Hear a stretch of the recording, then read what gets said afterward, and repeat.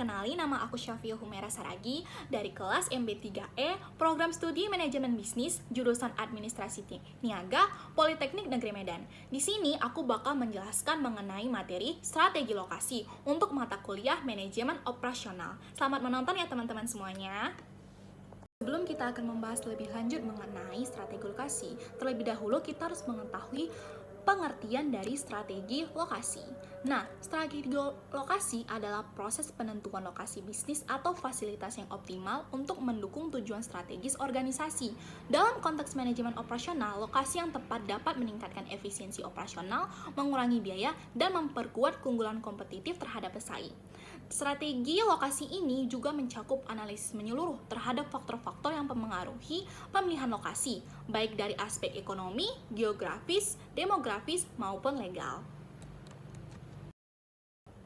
Nah, di strategi lokasi ini, hal-hal yang akan menjadi pokok utama yang akan kita bahas. Yang pertama itu pentingnya strategi lokasi, yang kedua faktor-faktor penentu, yang ketiga metode analisis strategi lokasi, yang keempat tantangan yang akan dihadapi dalam penentuan lokasinya, dan yang terakhir implementasi strategisnya. Nah, pertama kita akan masuk mengenai pentingnya strategi lokasi. Nah, strategi lokasi yang sangat penting untuk penentuan efisiensi operasional. Lokasi yang tepat akan meminimalkan biaya transportasi, biaya operasional, biaya logistik dan distribusi, serta mendukung kelancaran aliran bahan baku dan produk jadi. Selanjutnya yaitu akses ke pasar. Lokasi yang dekat dengan target pasar akan mempermudah distribusi dan meningkatkan respon terhadap kebutuhan konsumen. Yang ketiga yaitu keunggulan kompetitif. Lokasi strategis dapat menjadi pembeda dalam persaingan, misalnya dengan memberikan layanan yang lebih cepat dan tepat atau dengan memberikan biaya yang lebih rendah. Dan yang terakhir yaitu ketersediaan sumber daya. Lokasi bisnis yang dekat dengan sumber daya seperti tenaga kerja, bahan baku yang dibutuhkan dalam proses operasional, atau infrastruktur yang mendukung produktivitas. Selanjutnya itu kita akan membahas mengenai faktor-faktor penentu dalam menentukan strategi lokasi. Yang pertama yaitu faktor ekonomi, yang kedua yaitu faktor sosial dan politik, yang ketiga yaitu faktor demografis, yang keempat yaitu faktor geografis, dan yang kelima yaitu faktor infrastruktur dan teknologi. Nah, yang kita akan membahas pertama yaitu faktor ekonomi. Di dalam faktor ekonomi terdapat biaya tanah dan properti, yaitu biaya lahan yang lebih rendah akan menjadi pertimbangan yang penting untuk mengurangi pengeluaran biaya tetap. Selanjutnya itu biaya operasional seperti gaji karyawan atau upah karyawan, utilitas seperti listrik, air, dan pajak daerah, serta yang terakhir yaitu insentif pemerintah, potongan pajak atau subsidi dari pemerintahan daerah.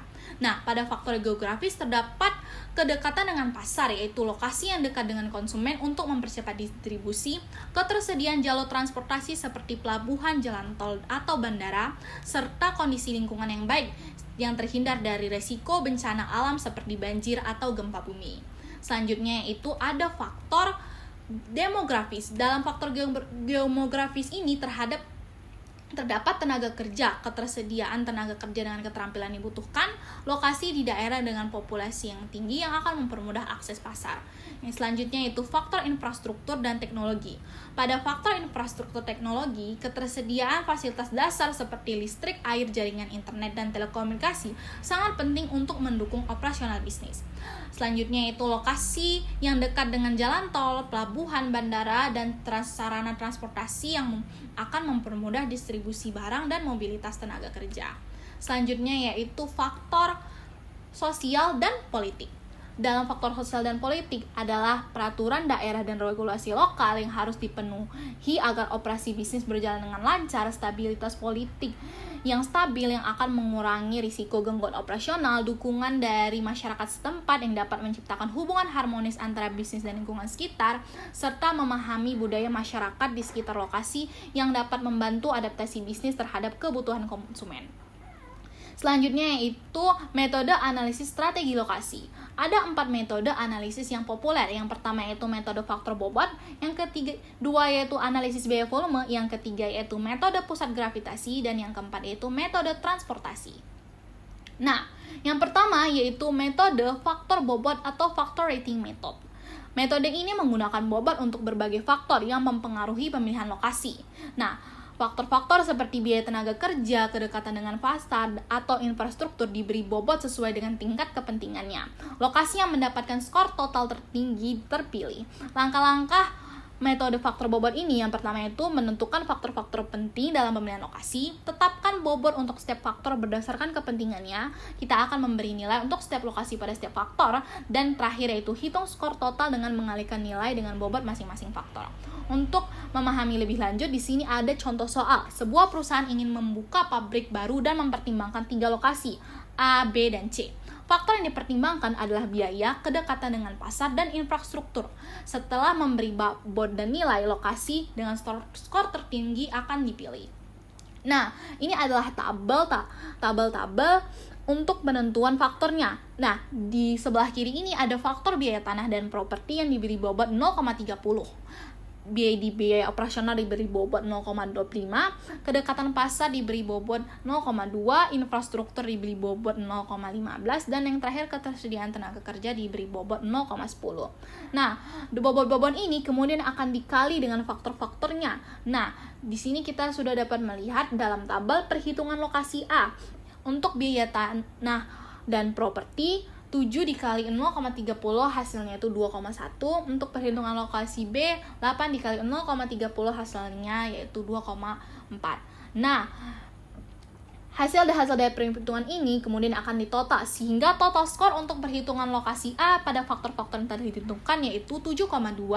Di perhitungan lokasi B terdapat hasilnya itu 7,85. Nah, dengan demikian, lokasi B memiliki skor total tertinggi yaitu 7,85 yang menjadikannya pilihan yang lebih baik berdasarkan perhitungan ini. Selanjutnya itu kita akan membahas mengenai metode biaya volume, cost volume analysis, yaitu metode yang mengevaluasi hubungan antara biaya tetap, biaya variabel, dan volume produksi atau penjualan untuk menentukan lokasi yang paling hemat biaya. Nah, langkah-langkah yang pertama untuk metode biaya volume ini, yang pertama itu kita akan mengidentifikasi biaya tetap dan variabel untuk setiap lokasi, perkiraan volume operasional, hitung total biaya untuk setiap lokasi pada volume tertentu, bandingkan hasil, dan pilih lokasi dengan biaya total terendah.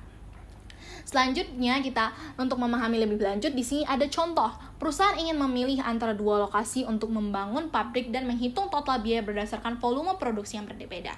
Nah, data yang kita dapatkan yaitu lokasi A dengan biaya tetap 1 miliar per tahun dengan biaya variabel 10.000 per unit dan volume produksi yang diharapkan yaitu 50.000 per unit untuk setiap tahunnya. Nah, lokasi B biaya tetap 1,5 miliar per tahun, biaya variabelnya yaitu 7.000 per unit, volume produksi yang diharapkan yaitu 50.000 unit per tahun.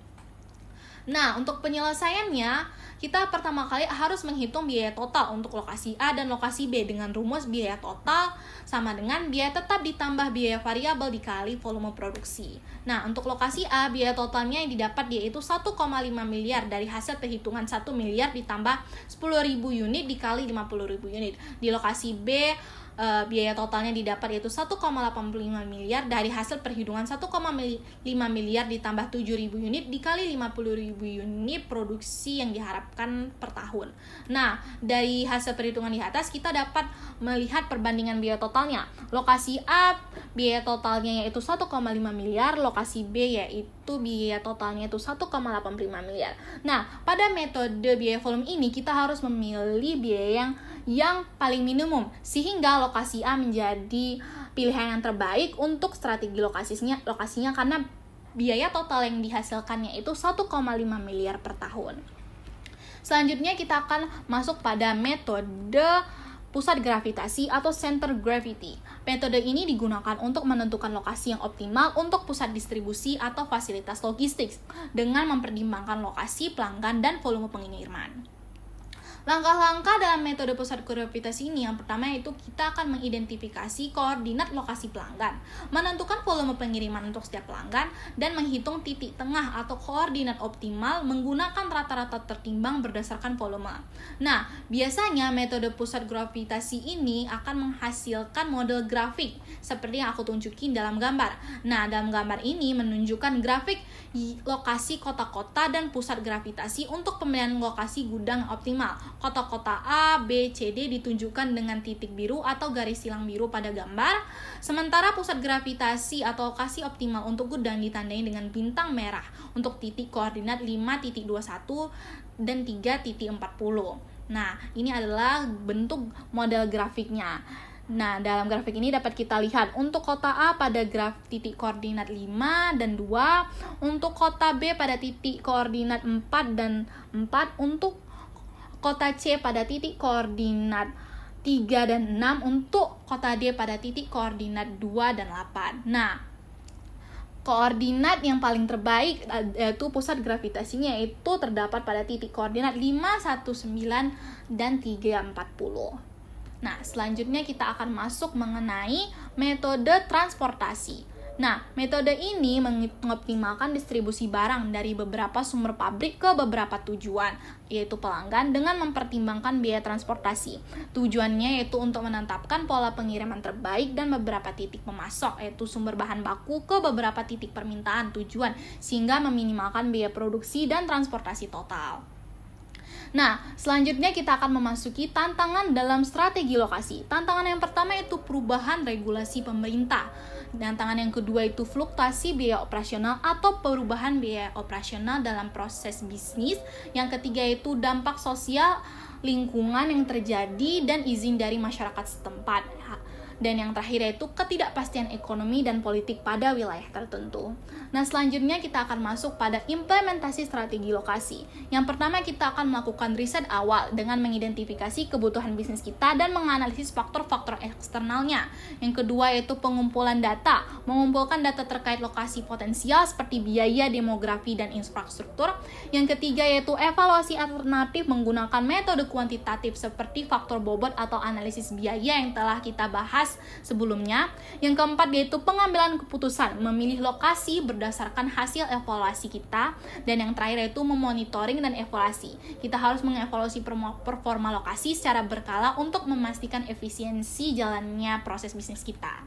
Nah, dari materi tersebut dapat kita kesimpulan yaitu strategi lokasi adalah aspek kritis dalam manajemen operasional karena mempengaruhi efisiensi, biaya, dan kepuasan pelanggan. Dengan mempertimbangkan faktor-faktor ekonomi, geografis, demografis, dan legal secara menyeluruh, serta menggunakan metode analisis yang tepat, perusahaan dapat memilih lokasi yang mendukung tujuan strategisnya secara jangka panjang. Nah, sekian dari pemaparan materi saya. Terima kasih kepada teman-teman yang sudah mendengarkannya.